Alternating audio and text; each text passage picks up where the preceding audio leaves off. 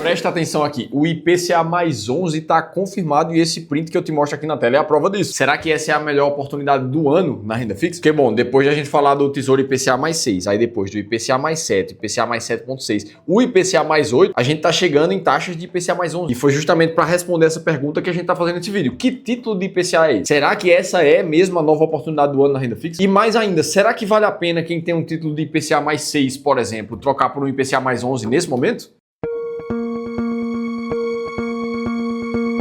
Boa, vamos lá, e realmente não é de hoje que a gente está encontrando essas taxas de IPCA mais meio absurdas, assim, que é raro da gente ver. Agora, será que é porque essas taxas estão muito altas que elas são o melhor caminho para quem está olhando para renda fixa, por exemplo? Porque a verdade é que elas têm batido recorde desde o ano passado com as taxas mais altas da década. E para refrescar a memória de todo mundo, se a gente pega um recorte de 10 anos para trás no Brasil, o que a gente estava vivendo naquela época era o auge de uma crise fiscal que a gente teve por aqui. Inclusive, onde a taxa de juros Selic, naquele momento, estava exatamente no que a gente tem de Selic atualmente, os 14,25. Ora, isso por si só já puxava também os títulos de renda fixa com rentabilidade maior naquela época. Só que quando a gente olha para o IPCA de forma isolada, a gente tinha inflações chegando a bater mais de 10% naquele momento. Enquanto que quando a gente olha para o momento atual, a gente vê um IPCA bem diferente, praticamente metade do que foi naquela crise. Então qual é a diferença aqui? Por que os títulos de Tesouro IPCA+, estão batendo recordes agora, sendo que a inflação que a gente vive atualmente é menor do que já foi no passado? Ora, o primeiro insight que a gente tira daqui é que não necessariamente a medida do IPCA é o que vai dar o tom ali de quanto é que os títulos de renda fixa IPCA+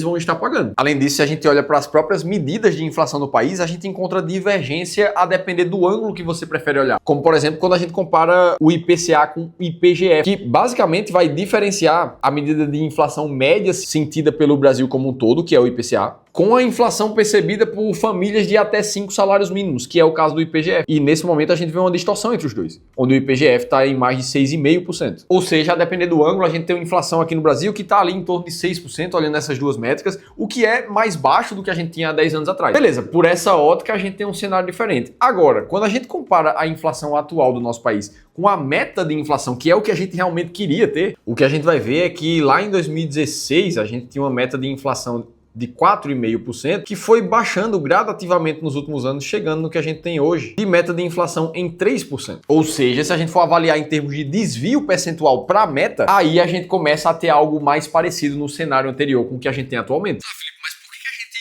começou a falar de meta de inflação atual com a do período anterior? Sendo que a gente está falando, na verdade, de renda fixa e IPCA. Só que é justamente aqui que a gente encontra as respostas do porquê que essas taxas estão mais altas nas rendas fixas de inflação como um todo. Ora, pensa comigo, se a gente tem a figura do Banco Central no Brasil e no mundo como um todo, a principal função desse Banco Central é controlar a inflação, é manter o poder de compra de uma moeda ao longo do tempo. No momento que ele vê que as coisas não estão como ele queria, ou seja, a inflação está acima do que ele desejava realmente, ele vai encontrar mecanismos para puxar essa inflação de volta. E é justamente aqui que a gente encontra a alta dos juros do nosso país. Só que isso aqui provavelmente você já sabe, os juros já vem aumentando nos últimos anos. Agora que ele bateu 14,25, mas já estava acima dos 10. A grande questão que fez com que as taxas da renda fixa subissem ainda mais é que, apesar dos juros terem sido elevados, vários outros riscos no Brasil juntos fizeram com que ainda assim a expectativa de inflação fosse com que ela não estivesse controlada ainda. E isso quer dizer que o investidor, tanto nós, pessoas físicas que moramos aqui no Brasil, quanto o investidor externo, ele olhe para o Brasil na hora de investir na renda fixa, por exemplo, e ele não sinta 100% de segurança na hora de colocar o dinheiro dele aqui. Ora, por que alguém estaria investindo no Brasil se ele pode investir nos Estados Unidos, se ele pode investir num país da Europa ou em outros países desenvolvidos? A única razão para um investidor continuar colocando o dinheiro aqui, sejamos nós ou algum investidor internacional, é porque a taxa de retorno dele vai ser maior por causa do risco maior do país. E é exatamente isso que a gente vê desenhado num gráfico que mostra a curva de juros futuro do Brasil. Ou seja, a expectativa que o mercado tem de quanto é que os juros vai estar nos próximos anos. E isso tem total relação tanto com a inflação atual quanto com a percepção de risco que o Brasil está tendo no momento. Ou seja, é natural que quanto maior o risco, maior seja o prêmio de retorno exigido pelos investidores. E aqui a gente encontra a questão-chave, olhando pela ótica do mercado financeiro, dos investidores, do porquê que essas taxas estão mais altas. Ah, Felipe, mas o cenário no Brasil nunca foi lá tão controlado assim. Sempre teve um risco um pouco maior. E isso também é verdade. E é por isso que tem gestora de investimentos, por exemplo, como a própria Sparta, que transformou um lema que era original do Warren Buffett, onde ele dizia Never bet against America. Ou seja, nunca aposte contra o mercado americano. E aí no Brasil isso foi transformado para Never bet against IMAB5, ou seja, nunca aposte contra o retorno do principal índice de inflação que a gente tem aqui no Brasil. E aí, se a gente olha para os históricos de rentabilidade do IMAB5, aqui no caso o IMAB5+, que é como se fosse uma cesta dos ativos do Tesouro IPCA+,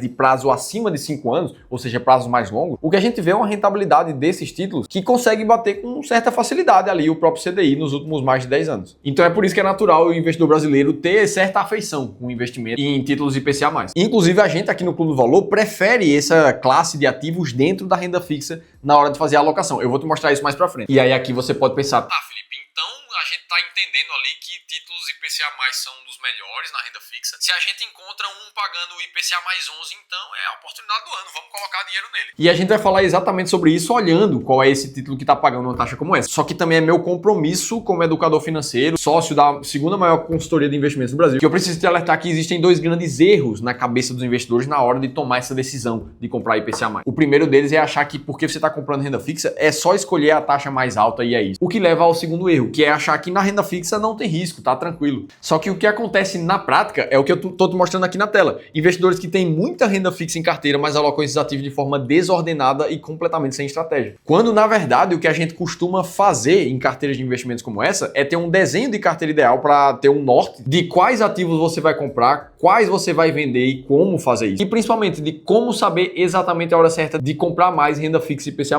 por exemplo. E sendo bem franco contigo, com quase 10 anos no mercado financeiro, eu só encontrei essa clareza de tomada de decisão de investimentos quando eu passei a sistematizar a minha carteira de investimentos também, que é exatamente o processo que a gente faz para todos os nossos clientes aqui do Clube do Valor e que nos fez, inclusive, nos tornar a segunda maior consultoria de investimentos do Brasil, segundo a XP Investimentos. Eu tô te dizendo isso porque se você quiser a nossa ajuda diretamente para te ajudar a investir melhor, a gente abriu mais algumas vagas da nossa sessão de consultoria gratuita, um espaço onde a gente vai designar um dos nossos especialistas de investimentos treinado com as nossas filosofias para olhar para o teu caso de forma específica e ver como é que você pode investir com cada vez mais clareza, sempre sabendo qual ativo comprar. Para você participar é só ler esse QR Code que está aqui na tela ou clicar no primeiro link da descrição do vídeo. Porque, por exemplo, a gente está falando aqui de um ativo de IPCA mais 11, tem outros de IPCA mais 10.4, IPCA mais 10.2, IPCA mais quase 10. E eu sei que muita gente nessa hora vai olhar para isso e vai pensar, poxa, Felipe, eu tenho um título de renda fixa pagando menos, um IPCA mais 6, um IPCA mais 7. Será que faz sentido eu vender para trocar por um título de rentabilidade maior? E eu imagino que a maioria de vocês já pensou sobre isso. Comenta comigo aqui embaixo, você ficou com vontade já de trocar alguma renda fixa que você tem ou de pegar uma renda fixa pagando ainda mais para colocar no lugar de algum outro ativo na tua carteira? Me conta nos comentários. Apesar desse pensamento fazer algum sentido lógico, né? Você vai trocar uma taxa por uma taxa melhor. Na prática, ele não é tão eficiente assim. Isso acontece porque todas as vezes que você está vendendo um título antes do vencimento que tinha uma taxa pré-acordada mais baixa, você vai sair no que a gente chama de marcação ao mercado negativo. Basta a gente olhar para o exemplo do Tesouro IPCA+,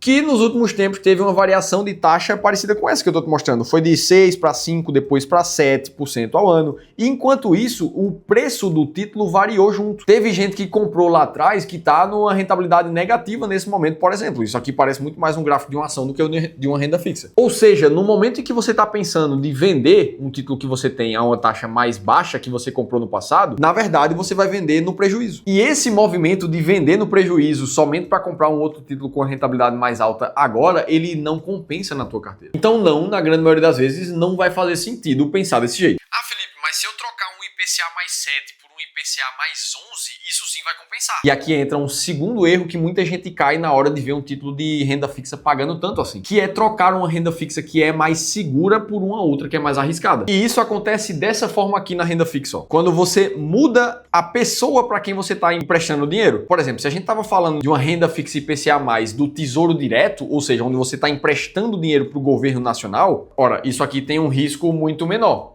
Afinal de contas, a chance do governo deixar de te pagar aquele título lá no prazo de vencimento, o chamado risco de crédito, ela é muito mais baixa. Em compensação, se você passa a querer emprestar o teu dinheiro ali na renda fixa para uma empresa privada, através do que se chama de créditos privados, é natural que a chance de uma empresa quebrar e não te pagar aquilo que ela te deve seja muito mais alto do que o risco do governo. Então você está tendo uma disparidade de riscos em ativos diferentes. E quando isso acontece no mercado financeiro, também é muito natural esperar que a rentabilidade dos créditos privados também seja mais alta, afinal de contas o risco é mais alto. E é exatamente esse o exemplo da renda fixa que a gente está falando nesse vídeo. Perceba que os ativos aqui dessa lista, que eu puxei há poucos dias, na lista de renda fixa lá da corretora XP, é um CRA, onde você vai estar emprestando o seu dinheiro para a empresa fazendão, como fala aqui, ou para Solar Grid, ou para Urba, ou para qualquer uma dessas outras que está aqui. E na prática a gente já percebe que essa rentabilidade é um pouco mais alta. Só que se você já nos acompanha aqui no canal, você deve saber que não é tão simples assim. Você simplesmente aumentar o risco da tua carteira só por causa de uma rentabilidade mais alta. Então não faria sentido trocar um título de IPCA mais 7, por exemplo, por um outro de IPCA mais 11 como esse agora. Ah, Felipe, então tu tá dizendo que também não faz sentido investir em ativos de crédito privado, como CRI e CRAs? E na verdade não, também não é por aí. Isso vai depender muito do teu perfil de risco. Pode ser que você seja um investidor ultra conservador que prefira ir para rendas fixas muito mais conservadoras. Agora, ainda dentro dos investidores que preferem renda fixa, tem aqueles que são um pouco mais arrojados, que gostam de ter alguns títulos com um pouco mais de rentabilidade.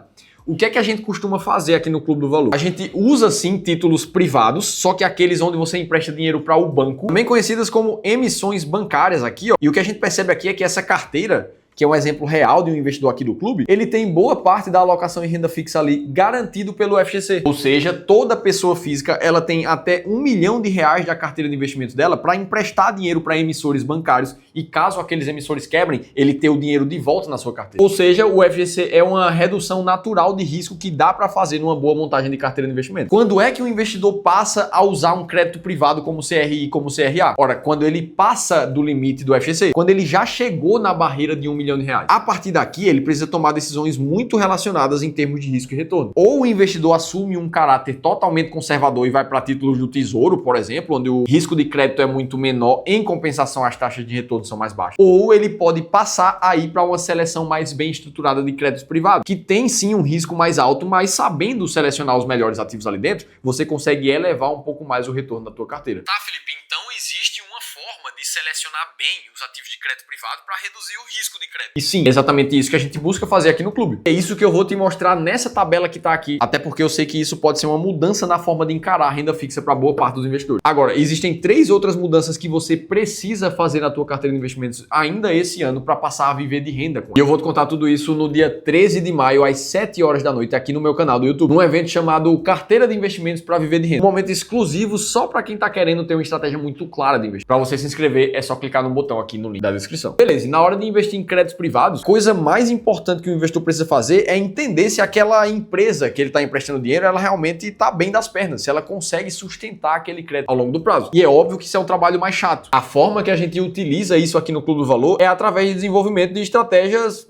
completamente sistemáticas e racionais para encontrar um ativo que faz sentido ou não. E nesse processo faz parte passar por algum dos indicadores financeiros principais da empresa, como a dívida líquida sobre a geração de caixa e o fluxo financeiro comparado com a dívida. Tudo isso através de uma metodologia que a gente se inspirou na Standard & Poor's, que é uma das principais agências de rating do mundo. E aí depois de aplicar esses critérios em todo o mercado de crédito privado, a gente chega em um resultado de empresas que são ok para investir, outras que não têm indicação de investimentos, elas são neutras, ou seja, elas não seriam seguras para compra, assim como outras empresas que ficam no vermelho nessa avaliação, mostrando que aquela empresa ali não faz sentido para quem está pensando em crédito privado. Inclusive, esse último é o caso da empresa Fazendão, que é aquele CRA de IPCA mais 11 que a gente falou. Através da nossa avaliação de crédito, essa não é uma empresa que faria sentido para pensar em incluir um crédito privado na carteira. Perceba que dessa forma a tomada de decisão fica muito mais racional e não é só por causa da taxa que você vai olhar para um título para inserir na tua carteira. E se você quiser conhecer mais desse processo, entender ainda mais como é que a gente monta uma carteira de investimentos e como é que a gente pode te ajudar com isso, tem o link da consultoria gratuita que eu deixei para você aqui embaixo. Agora eu quero te ouvir nos comentários. Me conta o que é que você achou desse vídeo. Ele agregou valor para você? Teve alguma nova informação que você tirou de insight aqui? Deixa a gente saber aqui nos comentários, que isso guia muito a forma como a gente traz conteúdo para você. E se você quiser saber na prática como montar uma carteira de investimentos mesmo que você esteja no zero, aí eu te convido a assistir esse outro vídeo aqui que eu te contei tudo isso em detalhes. Eu vou estar te esperando por lá.